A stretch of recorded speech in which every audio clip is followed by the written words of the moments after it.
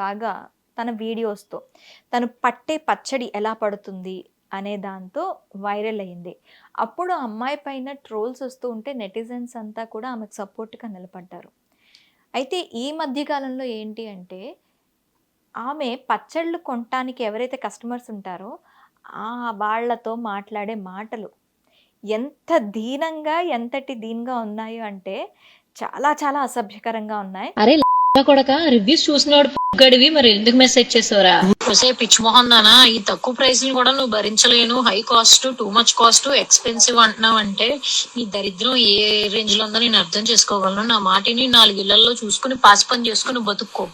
విన్నారు కదమ్మా దుర్భాషలు, బూతులు తిట్టడం, వెళ్ళి పాచి పనులు చేసుకో అనటం ఎంతవరకు సమంజసం అంటారు? అస్సలు కాదు, అస్సలు సమంజసం కాదు. అసలు మీరు వ్యాపారం చేస్తున్నారా లేకపోతే రౌడీయిజం చేస్తున్నారా? మీరు చేసేది వ్యాపారం అయినప్పుడు కస్టమర్స్ తోటి ఇలాగైతే మాట్లాడరు ఎవరు కూడా. ఇలా మాట్లాడిన వాళ్ళు ఎవరు వ్యాపారాల్లో మిగలరు. వ్యాపారాలు అంటూ చెయ్యాలి అంటే ఒక కస్టమర్ పాలసీ తెలుసుకోవాలి, ఒక కన్జ్యూమర్ రైట్ గురించి తెలుసుకోవాలి, నీ ప్రోడక్ట్ యొక్క యునిక్నెస్ని చెప్పగలగాలి, యునిక్ సెల్లింగ్ పాయింట్ చెప్పగలగాలి. నువ్వు ఏం పెడుతున్నావు దాంట్లో, అంటే ఏమి ఐటమ్స్ వేస్తున్నావు, ఎలాంటి వేస్తున్నావు, ఇది ఇలా రావడానికి మేము ఎంత కష్టపడి చేస్తున్నాం, కష్టపడి ఇన్ ద మీన్స్ శ్రద్ధతో చేస్తున్నాం, ఇవన్నీ మీరు చెప్పుకోండి. అయినా కానీ మిమ్మల్ని ఏమన్నా అన్నారనుకోండి, జస్ట్ ఇగ్నోర్ ఇట్. ఎంత బాగా చేసిన పేర్లు పెట్టేవాళ్ళు ఉంటారు కొంతమంది, అవును, వదిలేయండి. వాళ్ళు పదే పదే చేస్తుంటే మీరు సైబర్ క్రైమ్స్కి కంప్లైంట్ చేయండి. ఇది ఎందుకు సైబర్ క్రైమ్కి చేయాలి అంటే ఇదంతా సోషల్ మీడియా ప్లాట్ఫామ్లో జరుగుతుంది. మీరు ఆఫ్లైన్లో చేయట్లే బిజినెస్, ఆన్లైన్లో బిజినెస్ చేస్తున్నారు కాబట్టి మీకున్న ప్రొటెక్షన్ ఏంటి? సైబర్ క్రైమ్కి కంప్లైంట్ చేసుకోవటం. పైగా మమ్మల్ని అలా తిట్టారు, ఇలా తిట్టారు, వాళ్ళెవరో తిట్టారు, వీళ్ళెవరో తిట్టారు, ఎవరికో పెట్టాల్సింది ఇంకెవరికో పెట్టాము, ఈ నంగరాజ్ కబుర్లన్నీ మాట్లాడడం కరెక్ట్ కాదు. నువ్వు ఎంత తిట్టినా సరే నువ్వు ఒక వ్యాపారంలో ఉన్నప్పుడు నీకు కొంత వినయం, విధేయత ఉండాలి. వ్యాపారస్తుల లక్షణం అది.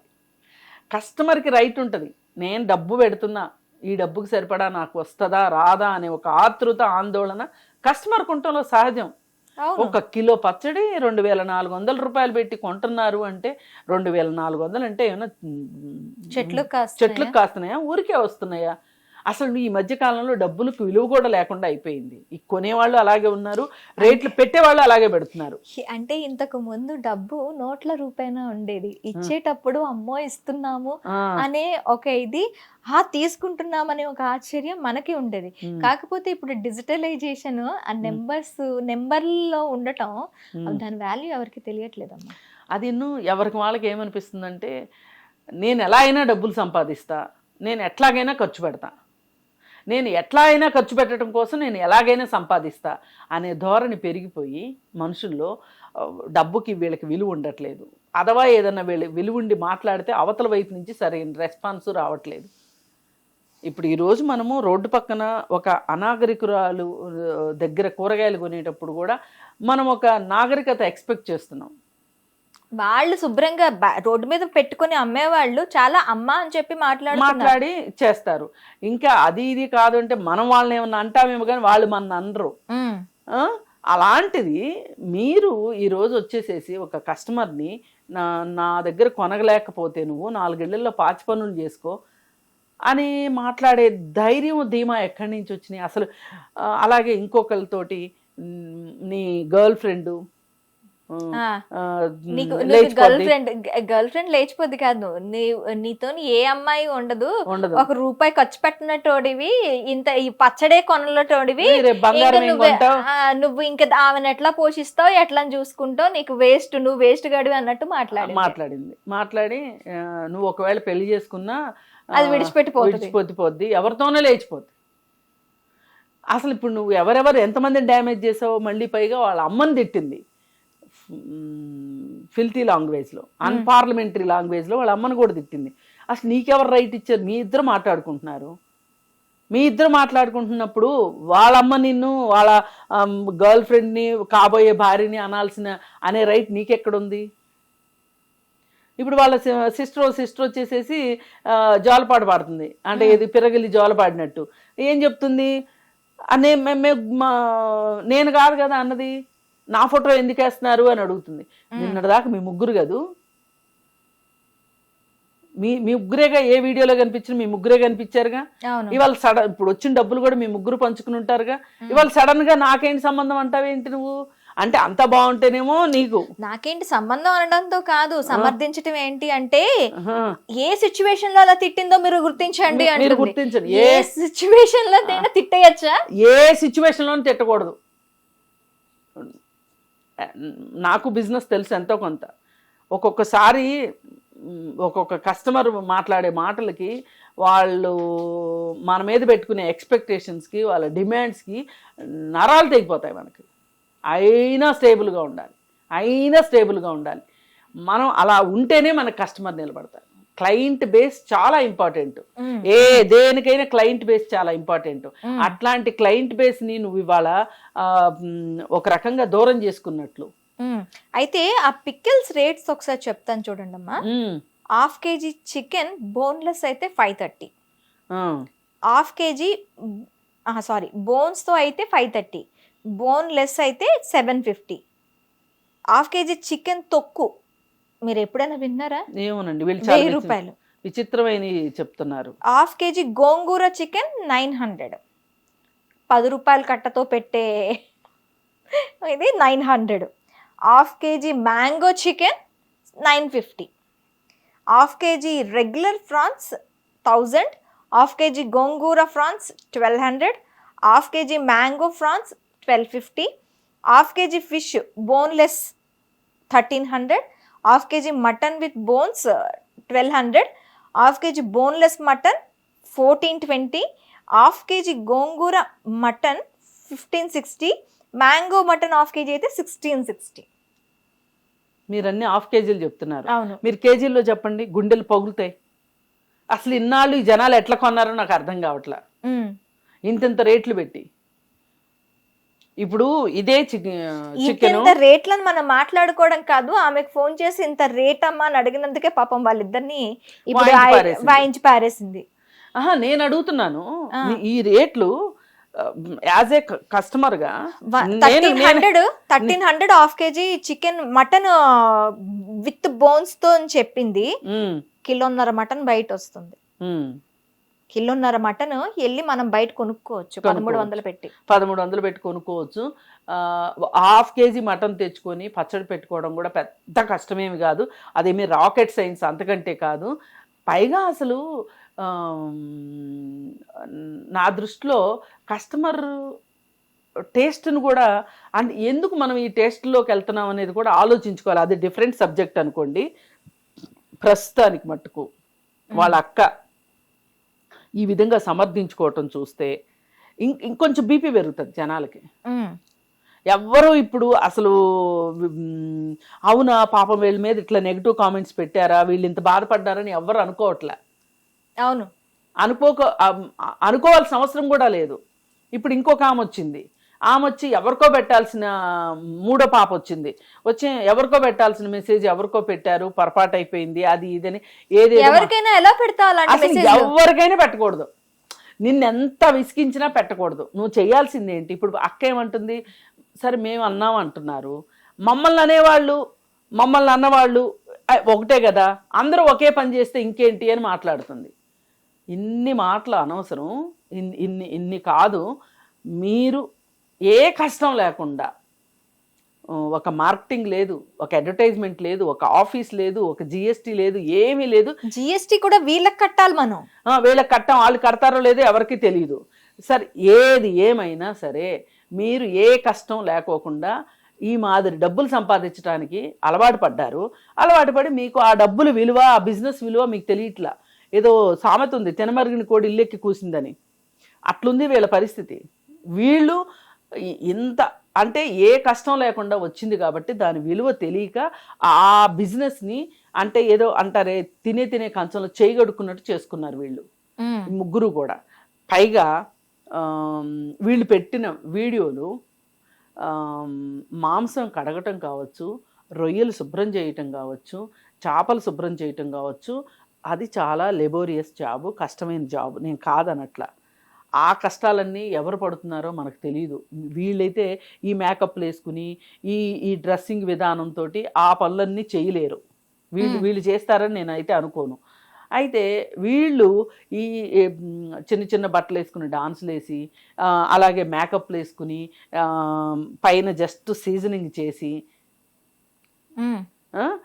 దీనికే మేము చాలా కష్టపడిపోయామని ఆన్లైన్లో అమ్మేసేసి ఇన్ని డబ్బులు సంపాదించారు కదా.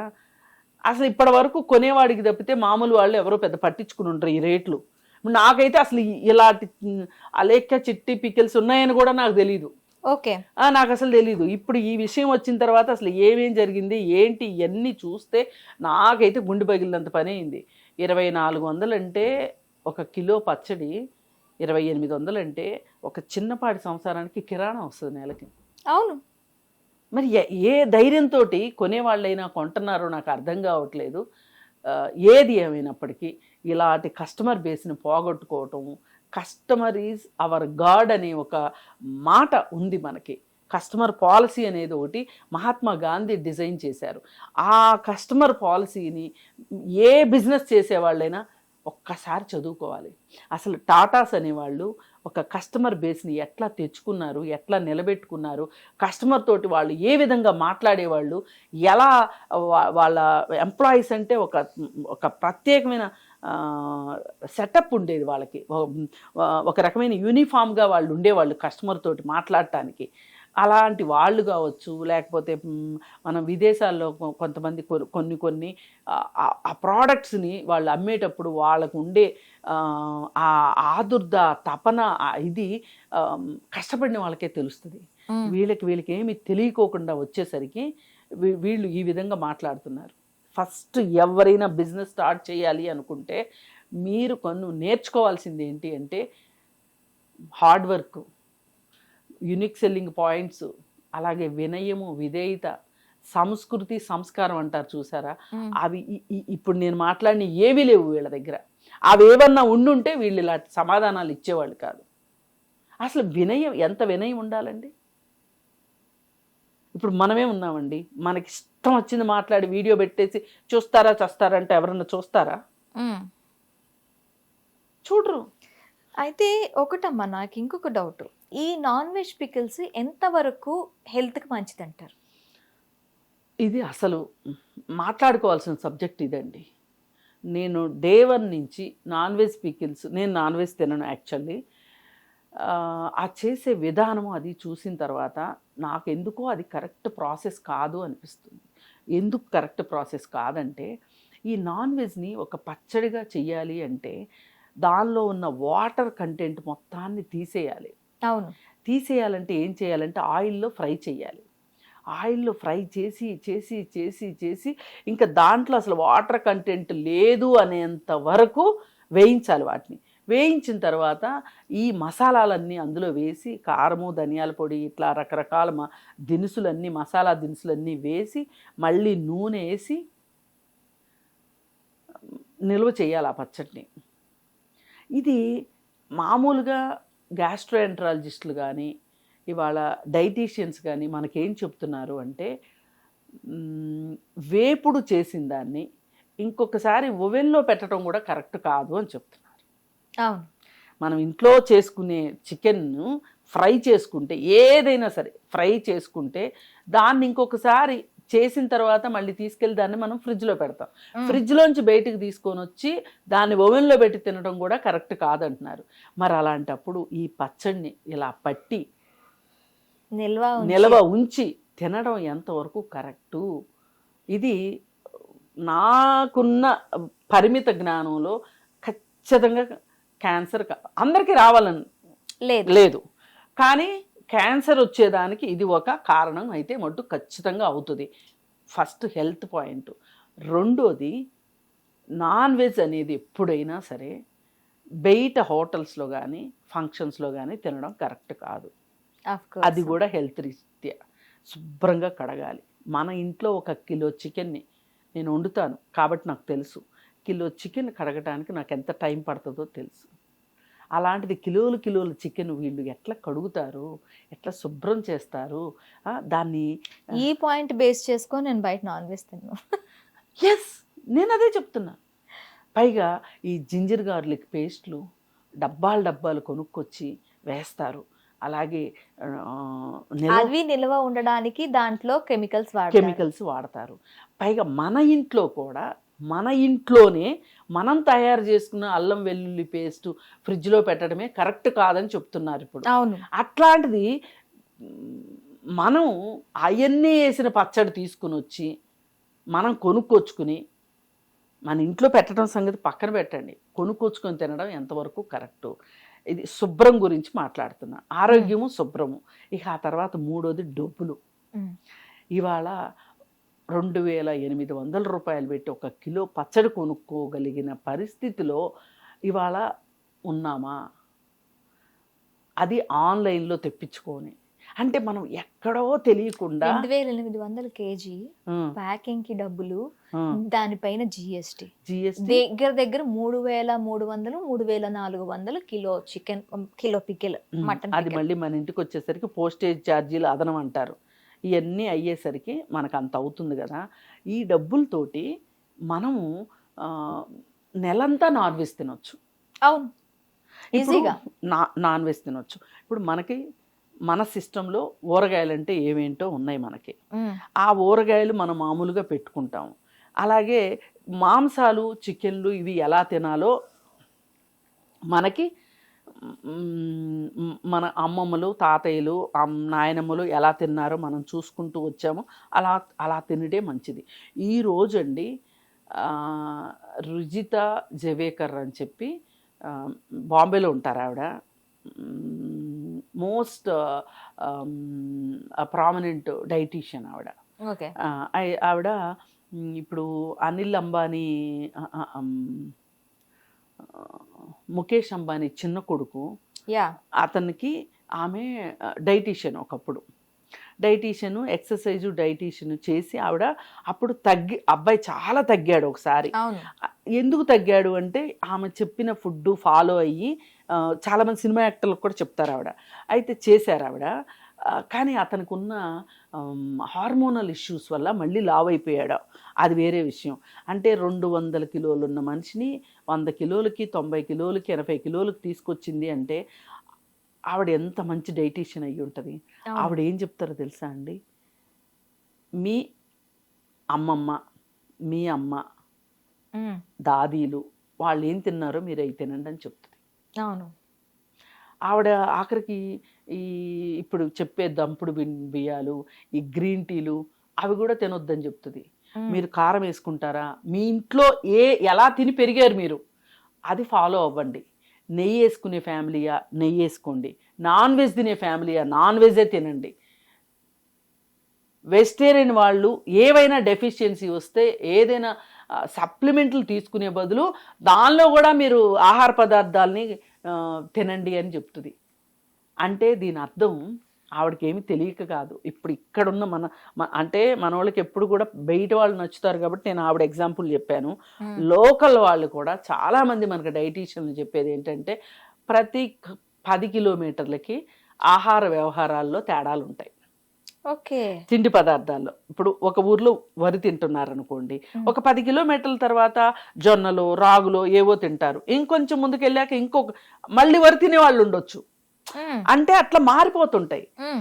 మన డిఎన్ఏ, మన జీన్స్ ఎలా తిన్నామో అవి తింటేనే బాగుండే పరిస్థితి మనకు ఉంటుంది. ఓకే. మన జీన్స్ అలా ఉన్నాయి. మనం అనవసరంగా మోడిఫికేషన్స్ చేసి మనము మన ఆరోగ్యాన్ని పాడు చేసుకోవద్దు. మీ బాడీతో మీరు ఆటలు ఆడొద్దు అని చెప్తున్నారు. ఓకే. మరి అలాంటప్పుడు ఏ డైటీషియన్ అయినా ఈ పికిల్ పచ్చడిని సజెస్ట్ చేస్తారా? చెయ్యరు. ఏ పికిల్ని చెయ్యరు. కానీ మన మ్యాంగో పికిల్ని చూసారా, అది కొన్ని సందర్భాల్లో అది ఎంత మంచిగా పనిచేస్తుందంటే, ఇప్పుడు మనకి ఎప్పుడైనా పొట్ట బాగాలేదనుకోండి, మ్యాంగో పికిల్తో భోజనం చేయండి, మీకు ఆ రోజు ఫ్రెష్గా ఉంటుంది. అందులో కంప్లీట్ యాంటీ ఆక్సిడెంట్స్ ఉన్నాయి. ఇప్పుడు ఆవాల పొడి ఉంది, మెంతుల పొడి ఉంది, కారం ఉంది, ఉప్పు ఉంది, నూనె ఉంది, ముఖ్యంగా సి విటమిన్ ఉండే మ్యాంగో ఉంది. పైగా వెల్లుల్లిపాయలు ఉన్నాయి. ఇవన్నీ ఉండేసరికి ఇది మంచి డైజెషన్కి మంచి ఆహారం. ఇప్పుడు ముద్దపప్పు, ఆవకాయ, నెయ్యి ఉన్నాయి అనుకోండి, ఒక చికెన్ అన్ని క్యాలరీస్ రాకపోవచ్చు, కానీ అంత ప్రోటీన్ మనకు రాకపోవచ్చు, కానీ ఇది కూడా మంచి ఫుడ్డే కదా. నష్టం ఏముంది తింటే? క్యాలరీస్ ఎంత తక్కువ తింటే అంత ఎంత మంచిది కాకపోయినా ప్రోటీన్స్ అంత ఎంత మోతాదులో అందాలో అంత అందాలి. ఇంకో రకంగా మీరు ప్రోటీన్ కావాలంటే తీసుకోండి. నాన్ వెజ్ తినేవాళ్ళు నిరభ్యంతరంగా నాన్ వెజ్ తీసుకోవచ్చు. ఇప్పుడు చికెన్ ఫ్రై చేసుకోండి, పులుసు చేసుకోండి, మటన్ కూర వండుకోండి, ఫ్రై చేసుకోండి, ప్రాన్స్ తోటి అంతే బిర్యానీలు చేసుకోవచ్చు, ఎన్ని చేసుకోవచ్చు. మనం రాయలసీమ అటు సైడ్ వెళ్తే మటన్ని పూర్వకాలంలో వాళ్ళు ఒరుగులు చేసుకొని దాచుకునేవాళ్ళు. ఇప్పుడు వాళ్ళు కూడా వాటి వల్ల సైడ్ ఎఫెక్ట్స్ వస్తున్నాయని కంప్లీట్గా ఎప్పుడు ఉంటే అప్పుడు తినడానికి అలవాటు పడ్డారు. అలాంటిది ఇలా ఊరగాయలు పట్టడం ఏ మాత్రం మనం ఆ ప్రాసెస్ని గమనించాలి. ఏ ఫుడ్ అయినా సరే, అన్ని ఫుడ్లు మంచివే, ప్రాసెసే మంచిది కాదు. మనం కూడా టైం ప్రకారం తినండి అని చెప్పేది ఎందుకు అంటే, ఈ టైం ప్రకారం తిండి, మీ బాడీకి అలా మీరు అలవాటు చేశారు కాబట్టి ఆ ప్రకారం తినండి అని చెప్తారు. అందుకని ఏంటంటే ఆరోగ్యం మీద ధ్యాస ఉన్న వాళ్ళు ఎవరైనా సరే ఆరోగ్యంగా ఉండాలి అని అనుకో. హిట్ టీవీ యాప్, ఇందులో short news, live news, entertainment shows, movies, digital magazines తో పాటు మీ జిల్లా వార్తలను కూడా ఫ్రీగా చూడొచ్చు. అంతేకాదు కేజీ నుంచి పీజీ వరకు విద్యార్థులకు స్కాలర్షిప్ కూడా అందిస్తున్నాం. ప్రతి వారం 10 మందికి లక్కీ డ్రా ద్వారా ఒక్కొక్కరికి 10,000 రూపాయలు అందిస్తున్నాం. ఇంకెందుకు ఆలస్యం, వెంటనే హిట్ టీవీ యాప్ ని డౌన్లోడ్ చేసుకుని ఫ్రీగా ఎంటర్టైన్మెంట్ పొందండి. Hit TV app. Hit TV app. Please download hit TV app. Hit TV app ని ఫ్రీగా డౌన్లోడ్ చేసుకొని ఎంజాయ్ చేయండి. మీకు నచ్చిన ఎంటర్టైన్మెంట్ కోసం హిట్ టీవీ యాప్ ని ఫ్రీగా డౌన్లోడ్ చేసుకొని ఎంజాయ్ చేయండి. హిట్ టీవీ యాప్ ని డౌన్లోడ్ చేసుకుని ఆస్వాదించండి, ఆశీర్వదించండి. ఇంతమంది సెలబ్రిటీలు హిట్ టీవీ యాప్ ని డౌన్లోడ్ చేసుకోండి అని చెప్తున్నారంటే ఎంత మంచి యాప్ ఆలోచించండి. అమెరికాలో చదవాలనుకునే వాళ్ళకి విశ్వసనీయమైన పేరు మన శౌర్య కన్సల్టెన్సీ. UK లో 1 year masters. UK లో 1 year masters. 2 years work permit up to 5 years visa. Contact Saurya Consultancy. Contact 89851 89851.